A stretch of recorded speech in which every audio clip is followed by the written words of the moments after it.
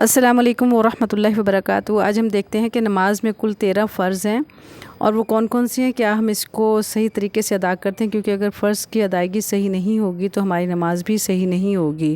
تو ہم آج دیکھ لیتے ہیں کہ کون کون سے ایسے فرائض ہیں جو نماز میں بہت ضروری ہیں اور اس کے نہ کرنے سے، جس میں کسی ایک کو نہ کرنے سے نماز دوبارہ ادا کرنی پڑتی ہے۔ تو اس چیز کو ہم محاسبہ کر لیتے ہیں، اپنا جائزہ لے لیتے ہیں، کیا آیا اس میں سے تو ہم کوئی غلطی نہیں کر رہے ہیں کہ کہیں یہ نہ ہو کہ ہم نمازیں پڑھ رہے ہیں اور ہماری نمازیں قبول نہ ہوں۔ تو اس کے لیے ہم یہ دیکھ لیتے ہیں۔ نمبر 1، بدن کا پاک ہونا بہت ضروری ہے۔ نمبر 2، کپڑوں کا پاک ہونا ضروری ہے۔ نمبر 3، ستر یعنی عورات کا ڈھانپنا ہے، یعنی وہ اعضاء جسم کے جن کو ڈھانپنا ستر میں آتا ہے ان کو ڈھانپنا بہت ضروری ہے۔ تو کیا ہمارے صحیح معنوں میں وہ ستر ڈھکا ہوا ہے، تو یہ دیکھ لینا۔ نمبر 4، نماز کی جگہ کا پاک ہونا۔ نمبر 5، نماز کا صحیح وقت ہونا۔ اچھا، یہ بھی ہوتا ہے نا، سم ٹائم بندہ کسی اور ملک میں رہ رہا ہوتا ہے تو پتہ نہیں چلتا کون سا ٹائم ہے، تو وقت کی پابندی قرآن پاک میں بھی آیا ہے کہ وقت کی پابندی کے ساتھ نماز ادا کریں۔ تو لازماً یہ دیکھ لیں کہ آیا جو ہم نماز پڑھ رہے ہیں وہ نماز کا وقت بھی ہے کہ نہیں ہے۔ اگر نماز کا وقت نہیں ہے اور ہم نے نماز پڑھ لی ہے تو نماز نہیں ہوگی، ہمیں نماز دوبارہ لوٹانی ہوگی۔ نمبر 6، قبلے کی طرف رخ ہونا۔ یہ بھی بہت ضروری ہے کہ جب ہم نماز پڑھنے لگیں ہمیں قبلے کا صحیح رخ پتہ ہونا چاہیے۔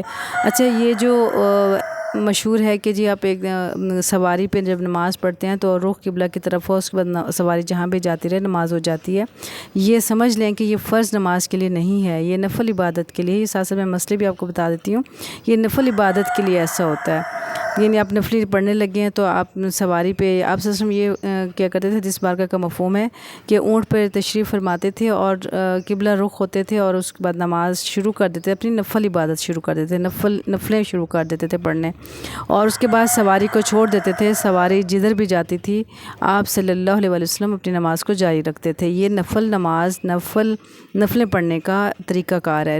فرض نماز کے لیے لازماً قبلہ رخ ہونا چاہیے اور مستقل جب تک ہم عبادت کر رہے ہیں قبلہ رخ ہونا بہت ضروری ہے۔ نمبر 7 پہ ہے نماز کی نیت کرنا۔ اچھا، نماز کی نیت میں یہ بھی آپ سمجھ لیں، ضروری نہیں ہوتا کہ نماز کی نیت ہم نے اونچی آواز میں کرنی ہے یا خاص الفاظ میں کرنی ہے، بس دل میں بھی ہم نماز کی نیت کر سکتے ہیں کہ ہم نے نماز جیسے ہم نے پڑھی ہے نیت اس کی نماز کی، وہی نیت ہم کر لیں گے۔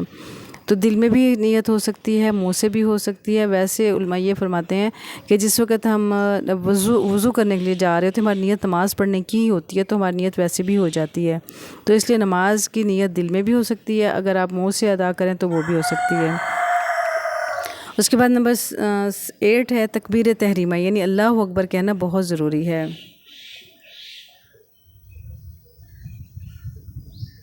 نمبر 9 پہ آتا ہے قیام، یعنی کھڑا ہونا لازمی ہے۔ اس میں کوئی بھی جب آپ نماز کی نیت کرنے لگیں تو اس میں کھڑا ہونا بہت ضروری ہے، چاہے آپ کرسی پہ نماز پڑھ رہے ہوں یا بیٹھ کے جب بھی نیت کریں تو قیام کی حالت میں کریں، اور اس کے بعد اپنی صحت کو دیکھیں، اس کے حساب سے نماز پڑھیں۔ نمبر 10 قرات کرنا لازمی ہے۔ نمبر 11 رکوع کرنا۔ نمبر 12 2 سجدے کرنا لازمی ہے۔ نمبر 13 اتحیات پڑھنا بہت ضروری ہے، جس کو اس کے بعد ہم سلام پھیر لیتے ہیں۔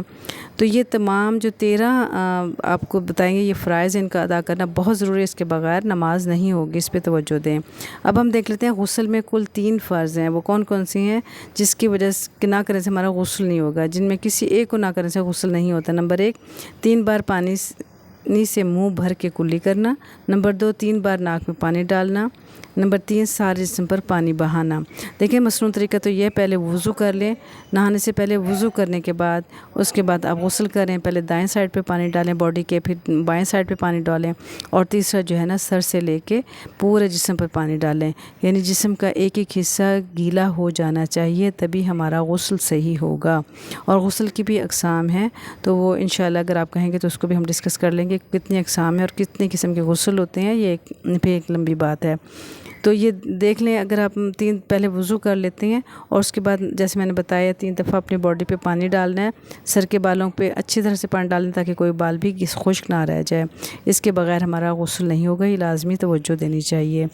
اس کے بعد ہے وضو کی کل 4 فرائض ہیں، وہ کون کون سے ہیں جس کے نہ کرنے سے ہمارا وضو جو ہے وہ نہیں ہوتا، کسی ایک کے کرنے سے بھی پھر ہمارا وضو نہیں ہوگا۔ نمبر 1 3 بار چہرہ کو دھونا، ٹھیک ہے، چہرے کو کیسے دھونا ہے، پیشانی سے لے کے تھوڑی کے نیچے تک پانی جانا چاہیے اچھی طرح سے، ایک دم سے چھینٹے بھی نہیں مارنے، دھیان سے اس کو دھو لینا کہ پورا چہرہ ہمارا گیلا ہو جائے۔ نمبر 2، 3 بار ہاتھ کو کوہنیوں تک دھونا، ہاتھوں کو یعنی ہاتھ سے لے کر کوہنیوں تک، اس سے مراد 3 بار ہاتھوں سے مراد کوہنیاں ہے، ہاتھ سے لے کے کوہنی کے جو ہماری نوک بنی ہوتی ہے نا کوہنی کی، وہاں تک دھونا ہے، 3 بار لازماً دھونا ہے اس کو۔ اس کے بعد ہے نمبر 3، سر کا مسح کرنا۔ سر کا مسح سامنے پیشانی سے ہوتا ہوا پیچھے تک جائے گا اور پھر واپس وہاں سے ہاتھ لوٹائے جائیں گے سامنے کی طرف تک، تو مسح ہمارا کمپلیٹ ہوگا۔ اور چوتھائی سر کا مسح کرنا لازماً ہے۔ سم ٹائم جلدی میں انسان بس ایسے ہاتھ سر پہ پھیر لیتا ہے، ایسے نہیں ہوتا، بلکہ کم از کم جو ہمیں شریعت کہتی ہے کہ چوتھائی سر کا حصہ لازمی اس کا مسح ہونا چاہیے۔ نمبر 4، 3 بار پاؤں کو ٹخنوں تک دھونا۔ ٹخنے آپ کو پتہ ہے وہ جو ہڈی نکلی ہوئی ہوتی ہے پاؤں کی، اس جگہ تک اس کو لازماً دھونا چاہیے۔ پیروں کے انگوٹھے سے لے کر ٹخنوں تک اچھی طرح سے مل کے دھوئیں، جیسے تیل لگا کے بندہ دھوتا ہے اس طریقے سے دھوئیں۔ تو یہ ہمارے ہو گئے کل وضو میں 4 فرائض ہو گئے، تو یہ اس کا لازمی اہتمام کریں۔ وضو کرتے وقت بھی دیکھیں کیا ہم صحیح وضو کے مطابق، جیسے حکم ہے فرائض ہے تو اس کے مطابق ہم وضو کر رہے ہیں، کیونکہ اس میں سے اگر ایک بھی مس ہو جائے گا تو ہماری نماز نہیں ہوگی۔ یہ تمام وہ فرائض تھے جو میں نے آپ کو بتایا، غسل میں، وضو میں بتائے، اور اس کے نماز میں فرائض میں نے آپ کو بتائے ہیں۔ اگر یہ تمام نہیں ہوں گے تو ہماری نماز نہیں ہوگی، تو اس لیے اس کا خاص اہتمام کریں اور اس کے مطابق وضو کریں۔ اچھا، ایک ایمرجنسی کا وضو بھی ہوتا ہے، سم ٹائم ایسا ہوتا ہے کہ بندہ سفر میں ہوتا ہے یا ایسی جگہ پہ ہوتا ہے جہاں پانی کے پاس زیادہ نہیں پہنچ سکتا، تو ایمرجنسی وضو بھی کر لینا چاہیے۔ اس کا طریقہ کار یہ ہوتا ہے کہ پانی کو لیں اور اس کو جیسے تیل ملتے ہیں ایک دفعہ ہر عضو پہ نا وہ پانی پھیر لیں، جیسے کلی کر لیں تو ایک ٹاول اپنے ساتھ رکھ لیں، اس پہ وہ کلی کر دیں۔ اس کے بعد ناک میں پانی ڈالیں ایک دفعہ، پھر ایک دفعہ منہ دھو لیں اور ایک دفعہ کوہنیوں تک دھو لیں، اور اس کے بعد ایک دفعہ گیلا ہاتھ کر کے ہلکا سا مسح کر لیں، اور پھر پاؤں کو جو ہے نا ایسے تیل لگے، تھوڑا سا پانی لگا کے اس کو تیل کی طرح مل لیں، اور لیکن یاد رہے جسم کا کوئی حصہ خشک نہ ہو۔ یہ تمام فرائض اللہ ہمیں علم کے ساتھ عمل کرنے کی توفیق عطا فرمائے۔ آمین یا رب العالمین۔ السلام علیکم ورحمۃ اللہ وبرکاتہ۔